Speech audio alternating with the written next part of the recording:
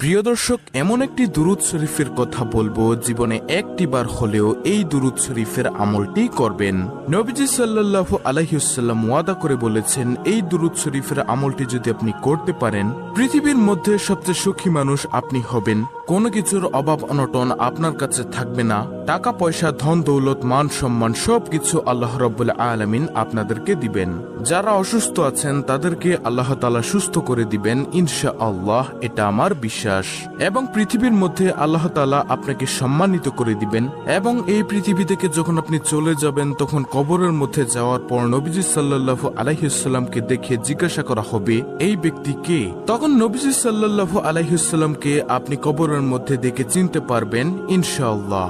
কারণ প্রকৃত মুমিন কখনো নবীজি সাল্লাল্লাহু আলাইহি ওয়াসাল্লামকে চিনতে ভুল করবেন না। আল্লাহু আকবার। দর্শক, কবরটা হবে খুবই ভয়ঙ্কর। নবীজিকে যদি আপনি চিনতে না পারেন, আপনার স্থান হবে জাহান্নাম।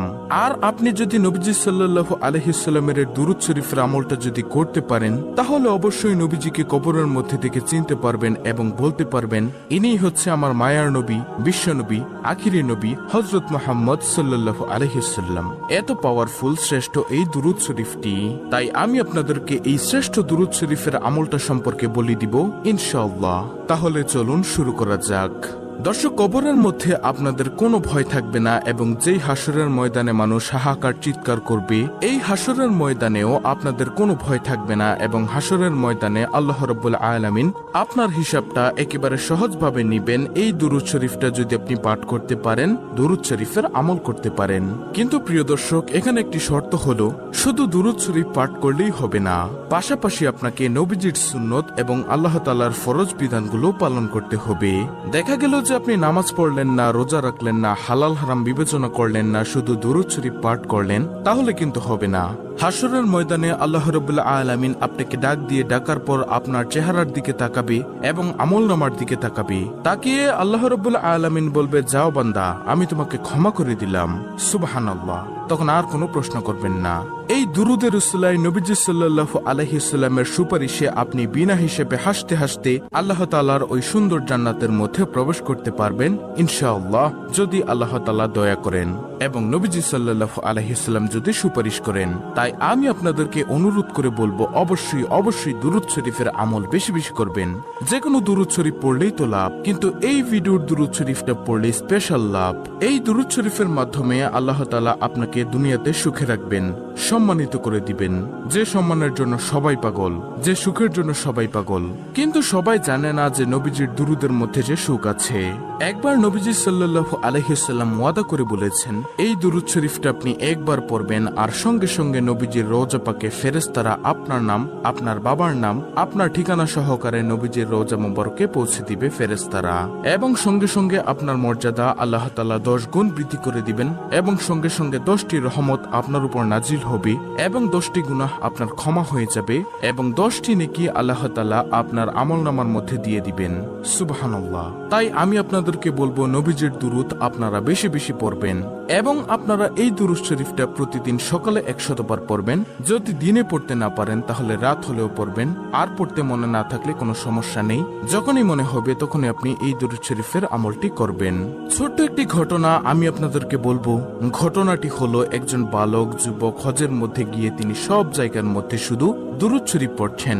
বড় একজন আলেম হযরত নুমান শিবলি রাহমাতুল্লাহি আলাইহি তিনি বললেন, হে বালক, তুমি সব জায়গার মধ্যে শুধু দুরূদ শরীফ পড়ছো, হজের মধ্যে তো অন্যান্য দোয়াগুলো আছে, তুমি কি সে দোয়াগুলো পারো না? সে বালক বলল, হুজুর, আমি সব দোয়া পারি, তারপরও আমি শুধু দুরূদ শরীফ পড়ি।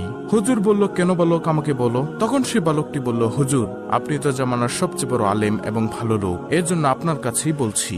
আমি দুরূদ শরীফের যে কি পাওয়ার, যে শক্তি দেখেছি, অন্য কোনো কিছুর মধ্যে আমি এত শক্তি, এত পাওয়ার দেখিনি। তখন সেই বালকটিকে হুজুর বলল, আচ্ছা বলো তো দেখি, দুরূদ শরীফের মধ্যে তুমি কেমন শক্তি, কেমন পাওয়ার দেখেছো? তিনি বলল, অর্থাৎ সেই বালকটি বলল, আমার বাবার সঙ্গে আমি হজের মৌসুমের সময় কাফেলার সঙ্গে আমরা হজ করতে আসতেছিলাম। আসার সময় পথিমধ্যে আমার বাবা হঠাৎ অসুস্থ হয়ে গেল। অসুস্থ হয়ে যাওয়ার পর আমাদের যাত্রা বিরতি করলো। সেখানে আমরা অবস্থান করলাম। আমার বাবার অসুস্থতা দিনের দিন এবং সময় সময় বাড়তেই আছে। এজন্য আমাদের কাফেলার মধ্যে আমাদের সঙ্গে যারা ছিল এক দলের মধ্যে তারা বলল, হে বালক, তুমি তোমার আব্বুর খেদমত করো, তারপরে তুমি রাস্তা দিয়ে চলে আসো। আমরা চলে যাই মক্কাতে হজ করার জন্য জন্য তোমরা আস্তে আস্তে আসো। তখন সেই বালক হুজুরকে বলল, আমাদের কাফেলার লোকগণ সবগুলো চলে গেল এবং আমি আমার আব্বুর খেদমত করতেছিলাম। হঠাৎ করে আমার আব্বুর অসুস্থতা আরো বেড়ে যায় এবং হঠাৎ করে দুনিয়া থেকে বিদায় নিয়ে চলে যায়, মারা যায় আমার আব্বু। আমি দেখলাম হুজুর আমার বাবার চেহারাটা কালো কুচকুচে হয়ে গিয়েছে, বিগড়ে গিয়েছে, খারাপ হয়ে গিয়েছে। আমি দুশ্চিন্তায় পড়ে গেলাম, হায়রে এমন একটি জায়গার মধ্যে, মরুভূমির মধ্যে আমার আব্বুর এই অবস্থায়, আশেপাশে কোনো মানুষও নেই। যদি কোনো মানুষ দূর থেকে এসে দেখে আমার আব্বুকে এভাবে খারাপ চেহারা হয়ে গিয়েছে, বিকৃত হয়ে গিয়েছে, চেহারাটা কালো হয়ে গিয়েছে, খারাপ হয়ে গেছে, তখন মানুষ কি মনে করবে? তখন তিনি অর্থাৎ বালকটি কান্না করতে করতে বাবার চেহারার মধ্যে কাপড়টা দিয়ে ঘুরে কান্না করতে করতে সেই জায়গার মধ্যেই মনের অজান্তে ঘুমিয়ে গেছে। তিনি বললেন, অর্থাৎ সে বালকটি বলল, আমি ঘুমের মধ্যে দেখলাম একজন সাদা জুব্বা পাগড়ি পরা লোক আমার আব্বুর কাছে আসলো। আসার পর আমার আব্বুর কাপড়টা মুখ থেকে সরালো। সরানোর পরে আমার আব্বুর বিকৃত চেহারাটা, খারাপ কালো চেহারাটার মধ্যে তিনি তার হাতটাকে মুছে দিলেন, হাতটাকে বুলিয়ে দিলেন। মুছে দেওয়ার সঙ্গে সঙ্গে আমার আব্বুর চেহারাটা নূরে নূরান্বিত হয়ে গেল, সুন্দর হয়ে গেল, চোখ ঝলমল করতেছিল। তখন আমি স্বপ্নের মধ্যে বললাম, আপনি কে? তিনি চলে যাচ্ছিলেন। আমি পিছনের দিক দিয়ে বললাম, আপনি কে বলে যান, না হয় আমি আপনাকে ছাড়বো না। কারণ এমন কঠিন সময়ের মধ্যে আমরা বিপদের মধ্যে পড়ে গিয়েছি, আর আপনি আসলেন, এসে আমার বাবাকে সাহায্য করলেন, আমার বাবার চেহারাটাকে আপনি সুন্দর করে দিলেন। আপনি কে? আপনার পরিচয় আমি জানতে চাই। তখন তিনি বললেন, অর্থাৎ ওই সাদা জুব্বা পাগড়ি পরা তিনি বললেন, আমি আর কেউই নই, আমি হলাম বিশ্ব নবী, আখিরি নবী, নবী মুহাম্মদ সাল্লাল্লাহু আলাইহি ওয়াসাল্লাম। তখন সেই বালকটি স্বপ্নের মধ্যে বলল, আপনি কেন এসেছেন ইয়া রাসূলুল্লাহ সাল্লাল্লাহু আলাইহি ওয়াসাল্লাম? আপনি নিজে কেন চলে এসেছেন? আল্লাহর রাসূল সাল্লাল্লাহু আলাইহি ওয়াসাল্লাম তখন বললেন, তোমার বাবা দৈনিক দিনে 100 বার দুরূদ শরীফ পড়ে, রাতে 100 বার দুরূদ শরীফ পড়ে। আজকের দিনেরটা আমি পেয়েছি কিন্তু রাতেরটা পাই না। ফেরেশতাকে জিজ্ঞাসা করলাম। ফেরেশতারা তখন বলল, আপনার সেই আশেক, আপনার ভক্ত যে দুরূদ শরীফ পাঠ করে, আপনার উম্মত, সে তো খুব বিপদের মধ্যে আছে, দুনিয়ার মধ্যে তেমন ভালো আমল করেনি, এজন্য চেহারাটা পাল্টে গিয়েছে, বিগড়ে গিয়েছে, এজন্য রাতের দুরূদটা সে পাঠাতে পারে নাই। এটা নবীজিকে ফেরেশতা বলেছেন। তখন নবীজি তাকে বললেন, এজন্য আপনার আব্বু বিপদের মধ্যে পড়ে গিয়েছে, আমলে তেমন ভালো ছিল না, তারপরও তিনি দুরূদ শরীফ পড়তে কখনো ভুলেনি। তাই তার জন্য আমি রওজা থেকে চলে এসেছি আমার প্রিয়কে, আমার আশেককে উপকার করার জন্য, সাহায্য সহযোগিতা করার জন্য। তারপরে এটা বলে সে বালককে আল্লাহর রাসূল সাল্লাল্লাহু আলাইহি ওয়াসাল্লাম স্বপ্নের মধ্যে চলে গেলেন। এরপর সেই যুবক বলল যে, হুজুর, আমি এরপর থেকে বুঝতে পারলাম দুরুদের মধ্যে যে কি ফজিলত, কি বরকত। এরপর থেকে আমি দুরুদ শরীফ পাঠ করি। প্রিয় দর্শক, এখন কথা হলো যে কোন দুরুদ শরীফ পাঠ করলে আপনার মর্যাদা বেড়ে যাবে, সওয়াব পাবেন। আজকে যে দুরুদ শরীফটা আমি আপনাদেরকে শিখিয়ে দিব, এটা 100 বার হলেও কমপক্ষে জীবনে পড়বেন। যদি পড়তে পারেন প্রতিদিন পড়বেন, প্রতিদিন পড়াই ভালো। যদি পড়তে না পারেন, যখনই মনে চাইবে তখনই এই দুরুদ শরীফটা পড়বেন। আর সেই দুরুদ শরীফটা হলো, আল্লাহুম্মা সাল্লি আলা সাইয়্যিদিনা মাওলানা মুহাম্মাদিন ওয়া আলা আলি সাইয়্যিদিনা মাওলানা মুহাম্মাদিন ওয়া বারিক ওয়া সাল্লিম। প্রিয় দর্শক, আমি আবার বলছি, ভালো করে শুনুন, স্ক্রিনশট নিয়ে নিন। আল্লাহুম্মা সাল্লি আলা সাইয়্যিদিনা মাওলানা মুহাম্মাদিন ওয়া আলা আলি সাইয়্যিদিনা মাওলানা মুহাম্মাদিন ওয়া বারিক ওয়া সাল্লিম। খুবই পাওয়ারফুল একটি দুরুদ, আপনারা প্রতিদিন 100 বার করে হলেও পড়বেন।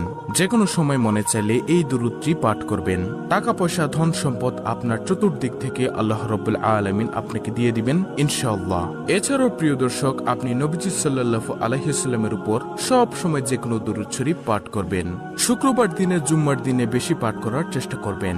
এই ছিল আমাদের আজকের ভিডিও, অত্যন্ত গুরুত্বপূর্ণ একটি ভিডিও। ভিডিওটি ভালো লাগলে অবশ্যই চ্যানেলটিকে সাবস্ক্রাইব করে পাশে থাকা বেল বাটন অল বাজিয়ে দিবেন। ভিডিওটিতে একটি লাইক দিবেন এবং কমেন্টে আমিন লিখবেন এবং অন্য মুসলিম ভাই বোনদের কাছে ভিডিওটি শেয়ার করে দিবেন, যেন তারাও দেখে শিখে এই দুরুদের আমলটি করতে পারে। আল্লাহ রাব্বুল আলামিন আমাদের সকলকে দুরুদ শরীফের আমল নিয়মিত করার তৌফিক দান করুন। আমিন।